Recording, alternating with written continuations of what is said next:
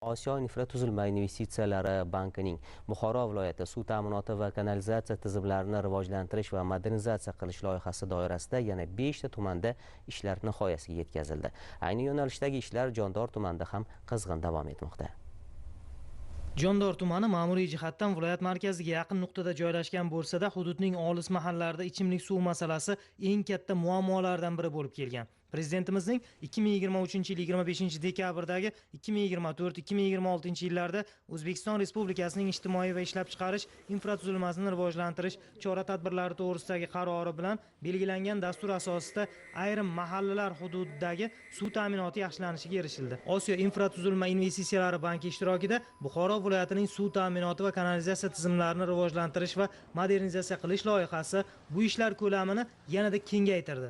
Maqsadimiz shu prezidentimiz tashabbuslari bilan aholini toza ichimlik suv bilan ta'minlash. 12 ta mahalla belgilangan bo'lib, shundan hozirgi kunda 9 tasida ish boshlangan. Qolgan mahallalarda ham yaqin kunlarda ish boshlanishi rejalashtirilgan. Bundan tashqari loyiha bo'yicha 811 kilometr ichimlik suv tarmog'i tortilishi rejalashtirilgan bo'lib, shundan 62 kilometri magistral liniya hisoblanadi, ya'ni bu ta'minot liniyalari.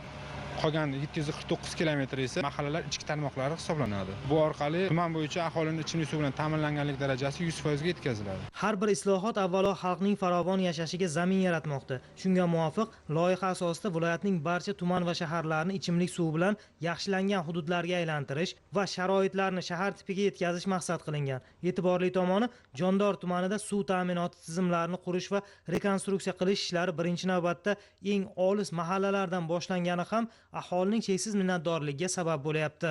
Go'zal O'zbekistonimizda islohotlar mana bizning qishloqqa yetib keldi. Qarang, shahardan qishloqlarning farqi qolmayapti. Bunday farovonliklarning sababchisi bo'layotgan prezidentimizga biz albatta xalqimizga minnatdorchilik bildiramiz. Qishlog'imizda obodonlashishlar bilan birgalikda mana ichimlik suvni ham yetib kelganligi bizning aholini juda xursand qildi. Jondor tumanining eng chekka hududlaridan bo'lgan bizning qoralar yig'inimizdagi 3 ta qishloqqa filtrlangan suvni olib kelish ishlari yo'lga qo'yilganligi albatta davlatimizning rahbarining tashabbuslari bilan bo'lyapti.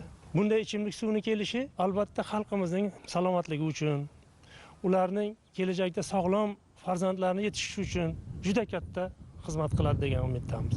Hozir biz turgan mahalla Bo'ribog' mahallasi bo'lib, bu yerda jami 576 ta xonadon ichimlik suv bilan ta'minlanadi. Shundan hozir 26 kilometr jami ichimlik suv tarmog'i bo'lib, shundan 70% tortib bo'lindi. Bizning kompaniyamiz bu joyda texnik nazorat olib borib, sifatli va loyihani o'z vaqtida amalga oshirish bo'yicha ta'minlashni o'z zimmasiga olgan. To'liq tuman bo'yicha 2027-yil dekabr oyida rejalashtirilgan tugatish. Bo'ribog'i hududidan tashqari markaziy Mirzoyon, Dalmun, Romish, Oqshiq kabi yirik mahallalarda ham yangi suv tarqatish inshootlari qad rostlaydi va qariyb 500 kilometrlik masofada tarmoqlarni qurish va rekonstruksiya qilish ishlari bajariladi. Shuni ta'kidlash joizki, 2016-yilda viloyatning markazlashgan ichimlik suvi bilan ta'minlanganlik darajasi 54,4% dan, oqova xizmati bilan ta'minlanganligi esa 8% ni tashkil qilgan. Bugungi kunda viloyatning markazlashgan ichimlik suvi bilan ta'minlanganlik darajasi 74,3% ga hamda oqova xizmati darajasi 16,9% ga yetkazildi. Osiyo infratuzilma investitsiyalari banki bilan birgalikda qiymati 633,5 million dollarga teng loyiha amalga oshirilish natijasida markazlashgan ichimlik suvi bilan ta'minlanganlik 98% ga hamda oqova xizmat darajasi 40% ga yetkaziladi.